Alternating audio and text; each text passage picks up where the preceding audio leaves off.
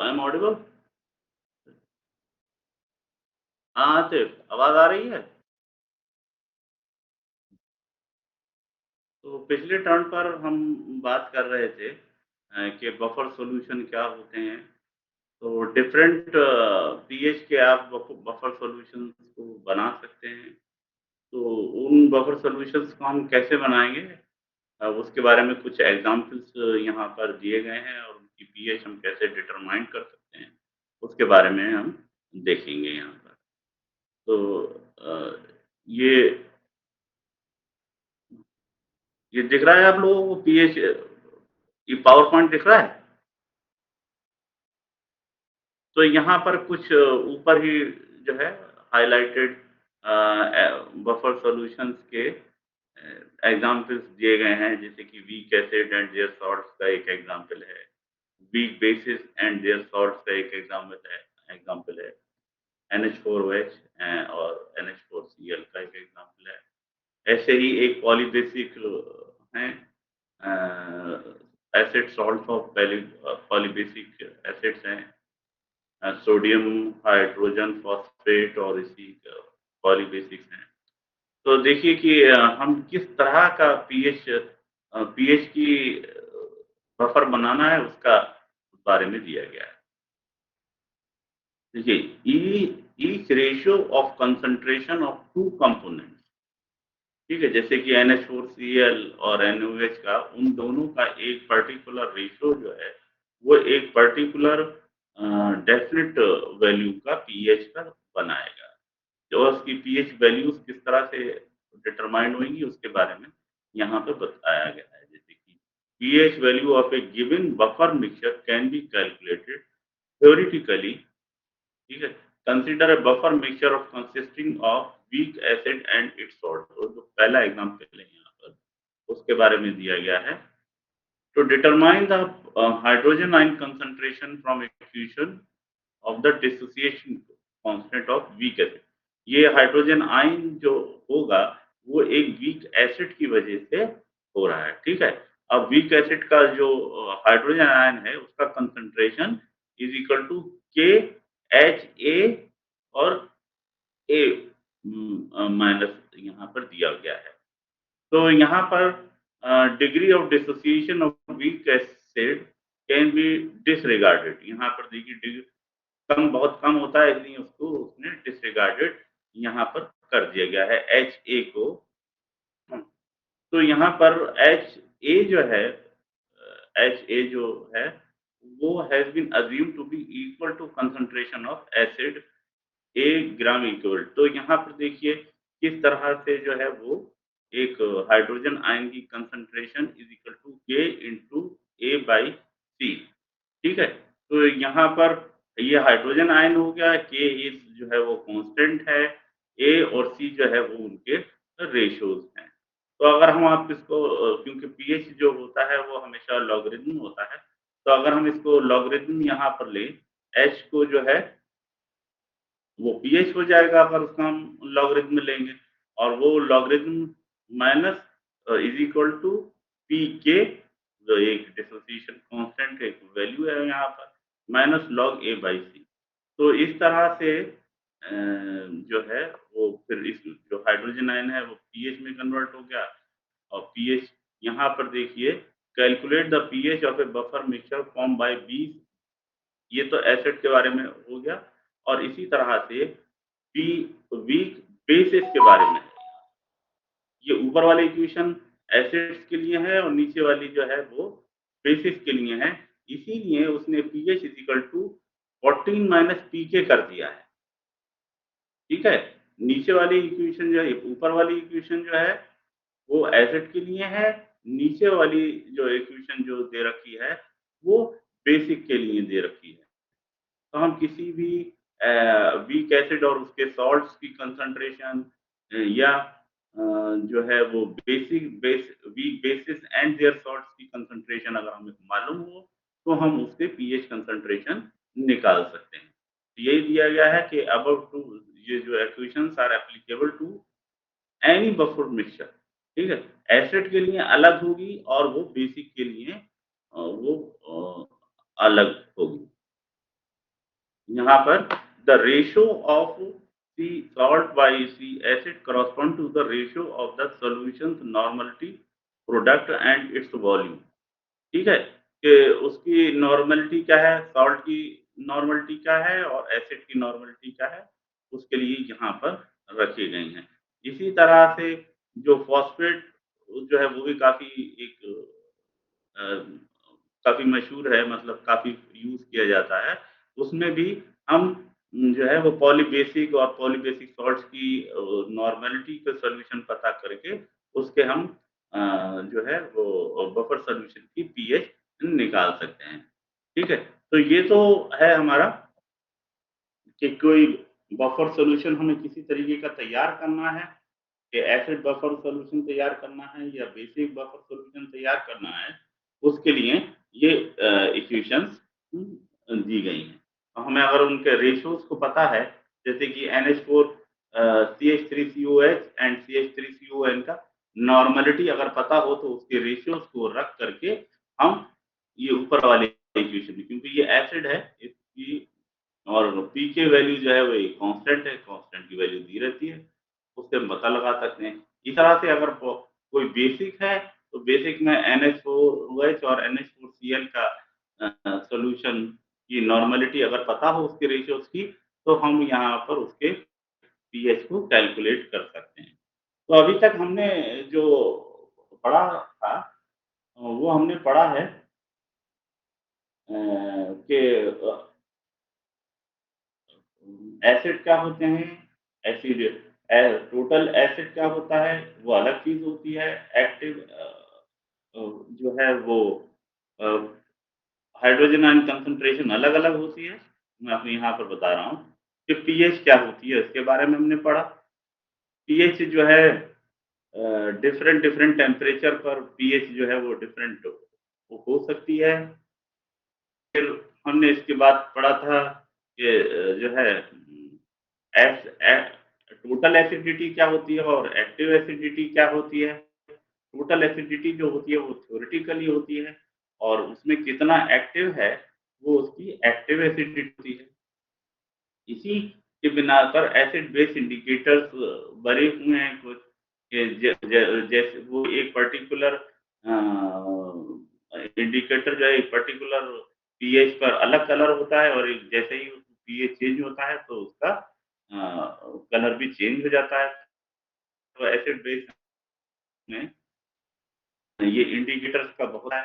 आप तो जो पोटेशियम और मैग्नी का जब एनालिसिस करते हैं तो वो उसमें एक इसमें मिथाइल एक ब्लू को ऑरेंज करके एक होगा। एक मिनट एक हमारा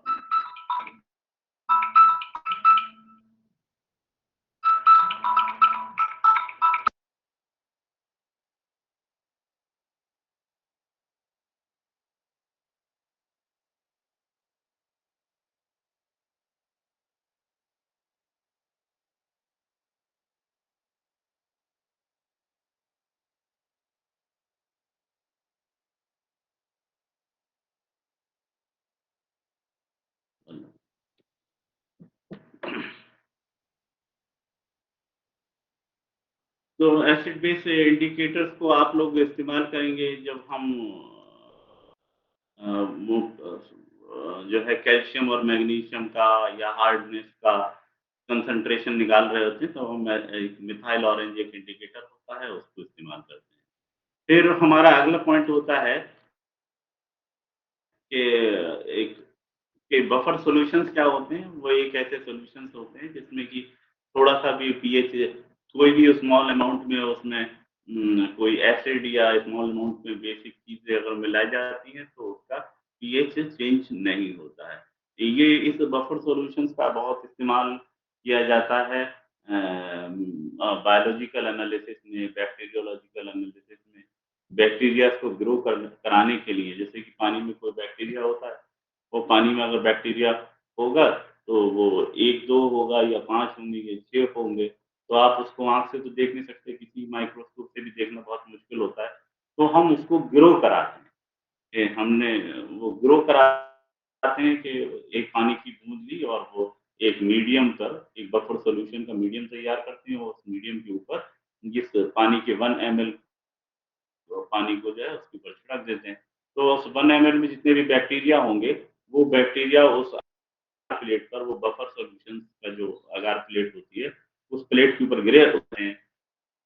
तो जहाँ-जहाँ वो गिरेंगे, तो वहाँ पर वो अपना रिप्रोडक्शन शुरू कर देते हैं, मल्टीप्लिकेशन शुरू कर देते हैं और वो वहाँ पर कॉलोनीज़ बना लेते हैं।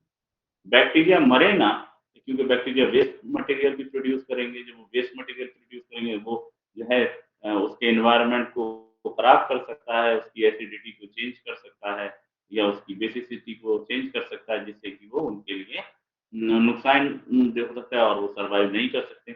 हमें तो ये पता लगाना है कि वहाँ पर कितने बैक्टीरिया हैं, तो बैक्टीरिया होने के लिए ज़रूरी है कि वो ग्रो करते रहें। जब वो ग्रो करते रहेंगे तो कुछ एक बैक्टीरिया एक कॉलोनी बनाता है और वो कॉलोनीज़ को हम गिन लेते हैं। वो जो है उस कॉलोनीज़ को गिन लेते हैं तो हम बताते हैं कि 1 लीटर पानी में इतने बैक्टीरिया होंगे। इस लिहाज से ये आपको बफर सॉल्यूशंस को बताया जा रहा है कि बफर सॉल्यूशंस क्या होते हैं, उनकी कैरेक्टरिस्टिक क्या होती है और आप उनको किस-किस तरीके से बना सकते हैं। अगर वो आपको एसिड बनाना है एसिड बफर सॉल्यूशंस आपको बनाना है या वीक जो एसिड तो उसकी पीएच पर्टिकुलर पीएच का बफर सॉल्यूशन बनाना है, तो आप ये इक्वेशन रखें, उसके अंदर उसकी मोलर कंसंट्रेशन जो है वो एज़ वीक एसिड की और उसके सॉल्ट्स की नॉर्मैलिटी को रखें, तो हम उसका एक पीएच निकाल सकते हैं कि पर्टिकुलरली इस पीएच को का बफर सॉल्यूशन बनाने के लिए हमें इस रेशियो में ये अमाउंट का एसिड और इसका वीक सॉल्ट चाहिए।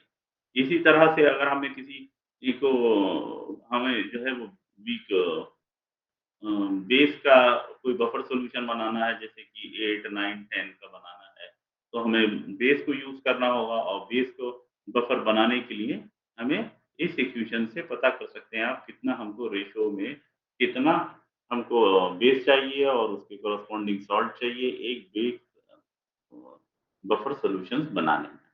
और इसके बाद जो आपके कोर्स में आता है वो आता है oxidation and redox reactions. Oxidation and redox या रिडक्शन इक्वेशंस के बारे में आप क्या जानते हैं ये बताओ पहले? कोई जवाब देगा इसमें से? क्यों शाबाश! ऑक्सीडेशन क्या होता है और रिडक्शन क्या होता है? क्यों अब्दुल खालिक क्या होगा तो गए क्या होगा? ये बताओ ऑक्सीडेशन रिडक्शन तुमको पढ़ाया गया है? उसमें एमएससी फाइनल में हाइड्रोकेमिस्ट्री क्लास हमने ली थी तुम्हारी?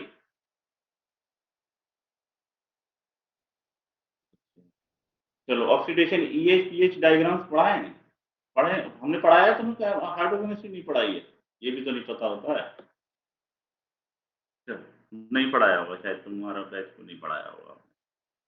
तो ये बताओ ऑक्सीडेशन क्या चीज़ होती है?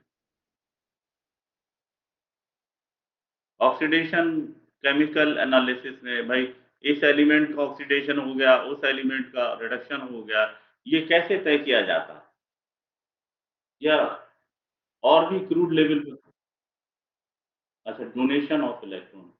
जब हम किसी चीज़ जो कोई भी को एलिमेंट हो, उसके एलिमेंट से अगर इलेक्ट्रॉन उसमें से निकल जाए, उसकी जो है पॉज़िटिव वैलेंसी जो है वो अगर बढ़ जाए, तो इसका मतलब है कि उस एलिमेंट का जो है ऑक्सीडेशन हुआ है और जिस एलिमेंट की जो नेगेटिव वैलेंसी है या वो बढ़ जाए, नेगेटिव वैलेंसी भी बढ़ सकती है मतलब ये कि उसने एक इलेक्ट्रॉन और एक्सेप्ट कर लिया है, ठीक है? तो हम उसको रिडक्शन कहते हैं। नेचर में जो है जैसे कि आप एक एग्ज़ाम्पल लें कि कोल का जलना है, कोल का जलना या कार्बन का जलना जो है वो ऑक्सीडेशन हो रहा है। इसमें ऑक्सीडेशन किसका हो रहा है मतलब कार्बन है उसमें O2 से अगर रिएक्शन कराएँ तो उसमें CO2 बनेगी और कुछ एनर्जी निकलेगी। तो जो अगर कार्बन वैसे तो नॉर्मल होता है, अगर CO2 में उसकी हम वैलेंसी देखें तो उसकी जो है 4 वैलेंसी हो गई, इसका मतलब है कि उसमें से इलेक्ट्रॉन जो है निकल के चले गए हैं, तो कार्बन का ऑक्सीडेशन हो गया, कोल का ऑक्सीडेशन हो गया। इसी तरह से अगर हम पानी में देखें आयरन है, ठीक है? फेरस है, और फेरस पानी में डिसॉल्व स्टेट में होता है, तो उसको हम कहते हैं कि ये फेरस में अगर हम और ऑक्सीजन दें, उसमें ऑक्सीजन दें, तो फेरस जो होता है, वो तो डिसॉल्व स्टेट में होता है। अगर उसमें पानी खूब ऑक्सीजन अगर पंप करें, तो वो फेरस जो है वो फेरिक की शक्ल में आ जाएगा, मतलब Fe2 से Fe3 की शक्ल में आ जाएगा, और Fe3 जो होता है वो नॉन सॉल्युबल होता है। नॉन सॉल्युबल होता है, तो हम कहते हैं कि फेरस, तो फेरस जो है उसका ऑक्सीडेशन हो गया फेरिक में, या कोई फेरिक चीज़ है, फेरिक चीज़ है, उसमें हाइड्रोजन हो मिला दी जाए, हाइड्रोजन से उसमें दे दी जाए, कैसे जैसे कि आपको सपोज़ कीजिए किसी पानी में फेरिक है, ये फेरस है, आप उसमें हाइड्रोजन डाल दें, तो वो जो है वो प्रेसिपिटेट करने लगता है। ये मतलब ये हुआ Fe2 जो है या Fe3 है, उसको किसी तरह से इलेक्ट्रॉन दे दें हम, तो वो Fe बन जाएगा, तो उसका रिडक्शन हो गया। तो हमारे पानी जब मूव करता है, तो वो ऑक्सीडेशन और रिडक्शन रिएक्शंस होती रहती हैं।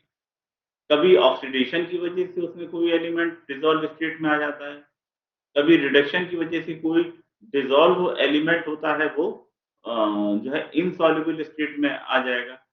तो नेचर में ये ऑक्सीडेशन और रिडक्शन जो होता है वो होता रहता है, और उसकी वजह से ही ये डिटरमाइंड होता है कि कौन-सी केमिकल जो है वो पानी में घुलेगा, पानी में डिसॉल्व स्टेट में जाएगा, या पानी में जो एलिमेंट्स घुले हुए हैं, वो प्रेसिपिटेट फॉर्म में आ जाएँगे, मतलब वो डिसॉल्व स्टेट में नहीं रहे, कहीं प्रेसिपिटेट होके वो डिपॉज़िट कर जाएँगे। तो हमें ऑक्सीडेशन रिडक्शन कंडीशंस का पता होना चाहिए कि वो हमारा जो एनवायरनमेंट है, जिस ग्राउंड वाटर से हम पानी ले रहे हैं, ये सरफेस वाटर है या वो ग्राउंड वाटर है या कहीं पर कोई भी वाटर है, तो उसकी ऑक्सीडेशन स्टेट क्या है? कि उसके अंदर किसी पानी वो जो पानी है, चाहे वो ग्राउंड वाटर है, चाहे वो सरफेस वाटर है, अगर हम कोई उसमें एलिमेंट डालें, तो क्या वो एलिमेंट जो है ऑक्सीडाइज़ हो जाएगा, या कोई हमने उसमें आयरन या मैंगनीज़ डिसॉल्व स्टेट में अगर हैं, अगर वो किसी उसमें कोई चेंजेज़ आता है, किसी वजह से कि उसमें जो है उसकी, तो क्या ये जो हमने मिली हुई हैं चीज़ें, इसमें जो फेरस है या मैंगनीज़ है या और एलिमेंट है, क्या वो प्रेसिपिटेट होके कहीं पर डिपॉज़िट हो जाएँगे? तो हमें वाटर की कंडीशंस, वाटर की ऑक्सीडेशन, वाटर की एज़ सच वो कि उसमें ऑक्सीडेशन पोटेंशियल कितना है, ठीक है? तो पहली बात तो ये आपको ये पता होगा what is oxidation and what is reduction. In nature it happens together, okay? किसी का जब ऑक्सीडेशन हो रहा होता है, तो किसी का रिडक्शन भी हो रहा होता है। तो जब कंबाइन कोई इस तरह की रिएक्शन होती है, तो उसको रेडॉक्स रिएक्शन कहते हैं। हर पानी की, चाहे वो सरफेस वाटर हो, चाहे वो ग्राउंड वाटर हो, उसका अपना एक ऑक्सीडेशन पोटेंशियल होता है, कि इसका ऑक्सीडेशन पोटेंशियल ज़्यादा है, इसका मतलब है कि ऑक्सीजन उसमें ज़्यादा है, और उसमें कोई अगर मेटल हम डालेंगे, तो वो ऑक्सीडाइज़ हो जाएगा, तो उसका ऑक्सीडेशन पोटेंशियल ज़्यादा है। या किसी जगह पर ऑक्सीडेशन पोटेंशियल कम है इसका, तो इसमें जो भी वाटर में डिसॉल्व वो मैटर है, वो जो है वो अनडिसॉल्व होगा, इनसॉल्युबल होके प्रेसिपिटेट करना शुरू हो जाएगा। तो नेगेटिव ऑक्सीडेशन पोटेंशियल पॉजिटिव भी हो सकता है किसी वाटर बॉडी का, या एक्वीफर सिस्टम में, या किसी भी वाटर बॉडी का, या एक्वीफर सिस्टम का, वो नेचुरल वाटर बॉडी का, वो उसका ऑक्सीडेशन पोटेंशियल जो है वो नेगेटिव भी हो सकता है। तो ये ऑक्सीडेशन पोटेंशियल है, ठीक है? तो very first uh, what is uh, oxidation, what is reduction, what is redox reaction, and every water has some capability of oxidation potential. Oxidation potential है, वो ये नापता है कि इसमें तो किसी भी चीज़ को ऑक्सीडाइज़ करने की कितनी कैपेबिलिटी है या उसको किसी भी उसमें जो चीज़ें हैं उसको रिड्यूस करने की कितनी कैपेबिलिटीज़ हैं, उसको हम नापते हैं ऑक्सीडेशन पोटेंशियल। ठीक है? तो ये हो गया ऑक्सीडेशन पोटेंशियल। एक दूसरी चीज़ जो अभी हमने शुरू में पढ़ी, वो हमने पढ़ी पीएच। तो कोई भी मेटल हो, वो अ कोई भी मेटल है जैसे कि सपोज़ कीजिए आप कोई ओर बॉडी है फेरस सल्फेट ना होके लेड सल्फाइड है उसमें, पीवीएस है, गैलीना है, ठीक है? या पीवीएस है या कॉपर पायराइट है, ठीक है? सीयू या एफईएस है, फेरस सल्फाइड्स हैं जिसको हम पायराइट कहते हैं। पायराइट है, गैलीना है, कोई और बॉडी है। वो एक्वीफर का पानी उससे टच हो रहा है, एक्वीफर का पानी टच हो रहा है उससे। तो वो पीवीएस या उसमें एफईएस जो है, FES pyrite copper pyrite CuFeS2 कोई और बॉडीज़ पानी में डूबी हुई है। ये कैसे पता लगेगा कि ये जो है पीवीएस है या एफईएस है या कॉपर सल्फाइड्स हैं, ये पानी में डिसॉल्व्ड स्टेट में आएँगे कि नहीं? ये हम कैसे पता लगाएँ? कोई है तरीका? ऐसा तो नहीं है कि दुनिया में जो बहुत और बॉडीज़ हैं और वो एक्वीफर के साथ मर्ज भी रहती हैं। तो क्या वो सारे के सारे जो है हेवी मेटल रिलीज़ करती हैं? अगर ऐसा रहा होता तो हर ज़माने में ये चीज़ रही होगी और टॉक्सिसिटी रही होगी। ठीक है, कोई ऐसा तरीका है? हाँ, आतिफ़ बताओ। कि और बॉडी है, पानी में डूबी हुई है, तो वो जो है एलिमेंट मोबिलाइज़ करेगी कि नहीं करेगी? हाँ, बताओ Atif. Sir, can you repeat?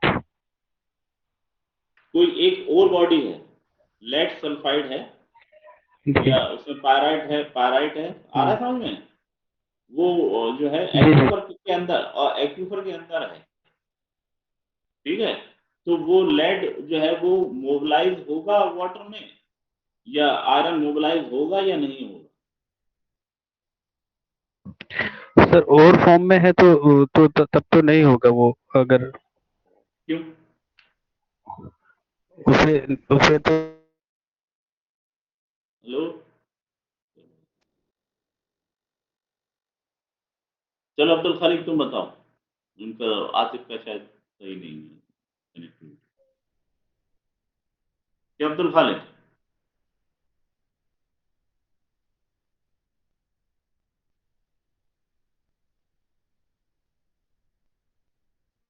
वो नॉर्मली सिचुएशन में मोबिलाइज़ नहीं होगा, ठीक है? अनटिल अनलेस कोई ऑक्सीडेशन रिडक्शन पोटेंशियल कंडीशन और पीएच कंडीशंस इस तरह की ना हो जाएँ। एक पर्टिकुलर ईएच ईएच जो है आप लोगों ने एमएससी फाइनल में ना पढ़ा हो, चलो पढ़ा तो कुछ भी ना होगा। तो एक पर्टिकुलरली ईएच पीएच कंडीशन में कोई मिनरल की स्टेबिलिटी तय होती है। अब ईएच क्या है? ईएच है उसका ऑक्सीडेशन पोटेंशियल और पीएच है उसके अंदर हाइड्रोजन कंसंट्रेशन, हाइड्रोजन आयन की कंसंट्रेशन। एक हर मिनरल, कोई भी मिनरल हो, उसकी मोबिलिटी या प्रिसिपिटेशन इस बात पे डिपेंड करता है कि वहां पर ईएच पीएच कंडीशन कैसी है। अगर ईएच पीएच कंडीशंस ऐसी हैं जैसे कि नॉर्मल अगर जो हम एग्जांपल दे रहे थे आपको एक गैलीना का एग्जांपल दे रहे थे, अगर वो पीएच कंडीशन उस एक्यूफर वाटर की 7 है, 6 है, तब वो कुछ भी नहीं होने वाला। वो ओर बॉडी हमेशा ऐसे ही रहेगी। पानी में कोई भी लेड जो है वो मोबिलाइज़ नहीं होगा। Until unless pH of water changes and reaches up to less than 4, अगर वो 4 के नीचे होगा पीएच कंडीशन, तभी वहाँ पर जो पीबीएस है या FeS2 है, वो डिसॉल्व स्टेट में आएगा। डिसॉल्व स्टेट में आने के बाद वो लेड जो है उसमें पीबी2 और सल्फर जो है वो -2 या किसी और फॉर्म में जाएगा। ठीक है? तो इसको कहते हैं EH-पीएच डायग्राम।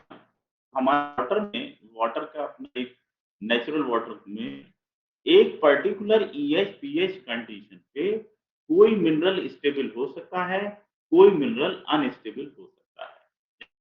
जैसे कि लेड का एग्जांपल दिया कि अगर वाटर की पीएच जो है से तो उसमें लाखों साल तक वो लेड के कांटेक्ट में ग्राउंड रहे, लेड के कांटेक्ट में जो है सरफेस वाटर रहे, मगर वो लेड उसमें डिसॉल्व नहीं होगा।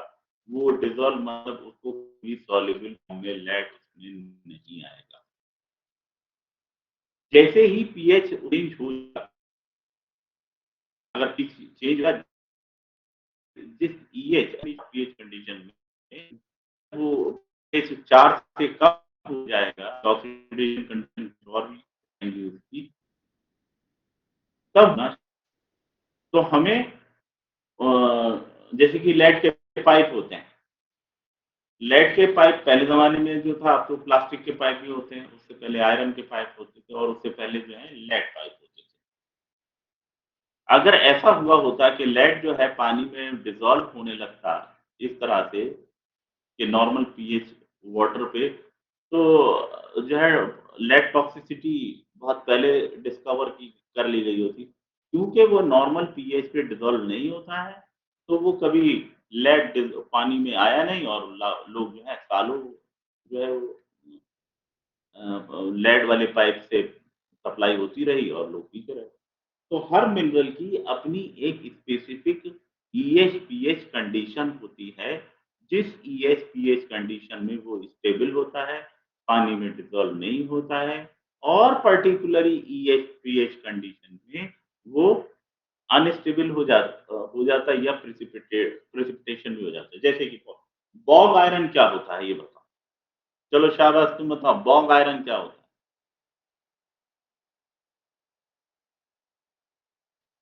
जावेद? Yes sir. हाँ, बॉग आयरन क्या होता है और कैसे बनता है ये बताओ? बॉग आयरन पढ़ा ही होगा, टाइप्स ऑफ आयरन है होते हैं। एक बॉग आयरन भी होता है। बॉग आयरन क्या होता है? बॉग आयरन कौन बताएगा? सर मतलब सर नाम से तो मतलब यही लग रहा है कि जो स्वamps वगैरह या जो बॉक्स बन जाते हैं, पॉन्ड्स वगैरह बन जाते हैं, वहां पर जो आयरन का डिपॉजिट होता है, वो आयरन मतलब जो होगा वो बॉग आयरन होगा। एंड हाँ वो ठीक है। इतना प्योर वो प्योर फॉर्म में नहीं होगा। अच्छा चलो प्योर फॉर्म में तो नहीं होगा। बॉग आयरन जो है वो एक स्वamp में होता है। चलो ये तुमने थोड़ा सा आइडिया लगा लिया कि बॉग आयरन जो है वो एक स्वamp एरिया में होता है। वहां पर अगर कोई आस-पास में पानी है या कुछ इस तरह से पानी तो हो गई। आम तौर पर अगर कोई एसिड वाटर है या कोई भी वाटर है जिस वाटर में आयरन आ रहा है, ठीक है, वो आयरन है, स्वamp में वाटर है और उस वाटर में आयरन है। स्वamp में कुछ बैक्टीरिया इस तरह का आसपास अपने इन्वायरमेंट बना लेते हैं, बैक्टीरिया जो है इस तरह से इन्वायरमेंट बना लेते हैं कि जो वो रिड्यूसिंग इन्वायरमेंट बना लेते हैं। उस रिड्यूसिंग इन्वायरमेंट में पानी है, पानी में आयरन है, आयरन जो है फेरस की फॉर्म में है, ठीक है, Fe2 की फॉर्म में है। वो उस पानी के कांटेक्ट में बैक्टीरिया है, बैक्टीरिया उसमें इन्वायरमेंट इस तरह से बना लेंगे कि उसमें रिड्यूसिंग इन्वायरमेंट बना लेंगे, मतलब ऑक्सीजन नहीं होगा वहां पर रिड्यूसिंग कंडीशन।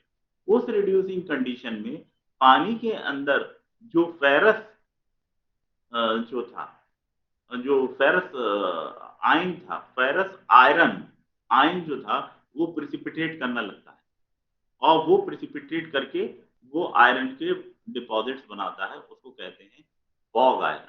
ठीक है, इसी तरह से चलो बैंडेड हेमेटाइट, आयरन बैंडेड हेमेटाइट जो BIF होता है क्या, बैंडेड आयरन फॉर्मेशन, वो कैसे बना है? उसके बारे में बताओ तुम। सर वो तो बिकेमरिन की जो रिड्यूसिंग एनवायरनमेंट था उसमें उसका डिपोजिशन हुआ था। फिर बाद में जब एनवायरनमेंट में ऑक्सीजन आया तो ऑक्सीजन की वजह से उसका फेरिक स्टेट चेंज हुआ और वो डिपॉजिट हुआ था। देखो डिपॉजिट कुछ नहीं हुआ, सुनो, तुम दोनों टर्म में डिपॉजिट की बात कर रहे हो। हुआ क्या, आर्कियन पीरियड में भाई जो है काफी इन्वायरमेंट में एक्टिविटी बहुत ज्यादा थी, ठीक है, वॉल्केनिक एक्टिविटी बहुत ज्यादा थी, टेम्परेचर बहुत ज्यादा था। वॉल्केनिक एक्टिविटी होने की वजह से जो है जो जो वाटर जो था, उस वाटर की पीएच जो थी वो बहुत लो थी, ठीक है। उस पीएच लो पीएच होने की वजह से उसने बहुत ज्यादा वेदरिंग कर रखी थी, और उसने जो वेदरिंग कर रखी थी, जो भी आयरन आयरन तो काफी अच्छी तादाद में होता है, वो आयरन जो था वो फेरस स्टेट में था, पानी के अंदर डिजोल्व था, ठीक है। वो पानी के अंदर डिजोल्व था, तो वो डिपॉजिट नहीं था, पानी के अंदर डिजोल्व स्टेट में था। दो टर्म को याद रखो हाइड्रोकेमिस्ट्री में यहाँ पर है, एक मोबिलाइज स्टेट और इमोबिलाइजेशन। वो जो था फेरस जो था वो मोबिलाइज स्टेट में था वहां, ठीक है। जब मोबिलाइज स्टेट में था, रिड्यूसिंग एनवायरनमेंट था, ठीक है, एसिड एनवायरनमेंट था, रिड्यूसिंग एनवायरनमेंट था। तो वो ओशन के वाटर में बहुत सारी आयरन घुली हुई स्टेट में थी, मोबिलाइज स्टेट में थी, आयरन डिपॉजिट नहीं थी, वो मोबिलाइज स्टेट में थी। फिर जैसे ही वहां पर ऑक्सीजन जो है बैक्टीरियल ऑक्सीजन जब बढ़ाते हैं तो ऑक्सीजन बढ़ जाती है, ऑक्सीजन जब बढ़ जाती है, जो जो फेरस जो मोबिलाइज स्टेट का जो आयरन था वो इमोबिलाइज हो जाता है, वो जो है प्रिसिपिटेट होने लगता है, और उससे BiF जो है वो प्रिसिपिटेट होके फिर वो बैंडेड आयरन फॉर्मेशन बनता है, ठीक है। वो फेरिक स्टेट में होता है। और जो पानी के अंदर जो थी वो Fe2 स्टेट थी, वो फेरस स्टेट थी, वहां पे उसको ऑक्सीजन मिली, वो फेरिक स्टेट में आया। फेरिक स्टेट जो होती है वो इमोबिलाइज स्टेट होती है, और वो जमता गया और उसने जो है आयरन को डिपॉजिट बना लिया। तो आप लोगों को जो है वो एक EH-PH डायग्राम हम नेक्स्ट टर्न पे आपको करेंगे कि हर मिनरल की अपनी एक स्टेबिलिटी फील्ड होती है, ठीक है। वो उस स्टेबिलिटी उस EH-PH कंडीशन में वो स्टेबल होता है, दूसरी EH-PH कंडीशन में वो अनस्टेबल हो जाता है। अच्छा, ठीक है। तो पहले तो हमने बात करी व्हाट इज ऑक्सीडेशन रिडक्शन, ठीक है। फिर what is significance of this oxidation reduction, क्या होता है नेचर में, ऑक्सीडेशन रिडक्शन नेचर में होते हैं। फिर हमने बात करी कि ऑक्सीडेशन पोटेंशियल, दो चीजें यहां पर हो गई, ऑक्सीडेशन एक प्रोसेस है, रिडक्शन एक प्रोसेस है, एक ऑक्सीडेशन पोटेंशियल है, वो किसी भी एनवायरनमेंट का होता है। वो आइदर उसमें जो है ऑक्सीडेशन स्टेट, आइदर उसका पोटेंशियल ज्यादा होगा तो उसको ऑक्सीडेटिव स्टेट ज्यादा, उसका ऑक्सीडेशन पोटेंशियल ज्यादा हुआ, और जब वो नेगेटिव होगा तो वो रिड्यूसिंग एनवायरनमेंट कहलाएगा। एक तो ये ऑक्सीडेशन पोटेंशियल होगा, on the basis of oxidation potential you can classify the environment either it is oxidative or it is reducing environment. दूसरी pH, दूसरी कंडीशन होगी either the environment it is acid or either it is basic, ठीक है। तो एक particular oxidative and particular pH condition में एक mineral stable होता है, और एक ऑक्सीडेटिव एंड pH कंडीशन में वो मोबिलाइज हो जाता है। तो जैसे कि हमने बताया आपको कि वो आयरन जो PbS है या आयरन सल्फाइड है, लाखों साल तक वो कांटेक्ट में रहे तब भी जो ओर का जो लेड है, ओर का जो आयरन है, वो मोबिलाइज स्टेट में नहीं आ सकता जब तक कि उसकी oxidation and pH condition change ना हो। जैसे ही ऑक्सीडेशन और पीएच कंडीशन चेंज होगी, हो सकता है वो मिनरल जो सालों लाखों साल वहां पड़ा रहा, अब वो ऑक्सीडेशन पोटेंशियल और पीएच कंडीशन ऐसी हो गई कि उसकी स्टेबिलिटी अब नहीं रही, और वो मोबिलाइज स्टेट में आना शुरू हो जाता है। That gives the heavy metals in the environment, ठीक है। जो हम देखते हैं कि हैवी मेटल का मोबिलाइजेशन कैसे हो सकता है, वो इस तरीके से हो सकता है। जैसे इससे पहले जैसे कि मैंने पहले तुमसे कहा कि कि लाखों साल तक पीबीएस और आयरन उसमें रहे, उसमें कोई भी मोबिलाइज स्टेट में नहीं होगा, ये स्टेटमेंट गलत है।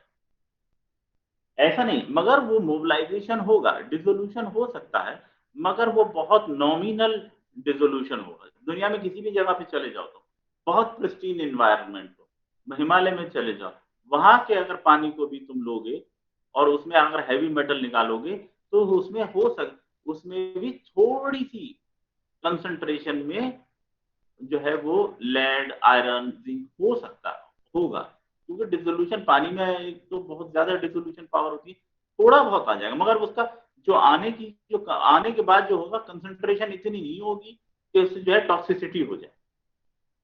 होगी, कहीं का भी पानी हो, उसमें अगर 5 ppm लेड नहीं है, हो सकता है 0.001% होगा जरूर डिसोल्यूशन, मगर जो होता है ना कि टॉक्सिसिटी डेवलप होना वो तभी होगा जब हैवी कंसंट्रेशन होगा। हैवी कंसंट्रेशन कब होगा? जब वो ओर बॉडी के या जियोजेनिक मटेरियल है, कोई भी मिनरल है, वो इमोबिलाइज स्टेट से मोबिलाइज स्टेट में आ जाए, ठीक है, तब उसका वो रिलीज धीरे धीरे करना शुरू कर देगा। ठीक है, तो नेक्स्ट टर्न हम आपको EH-pH diagram and mineral stability के बारे में बात करेंगे।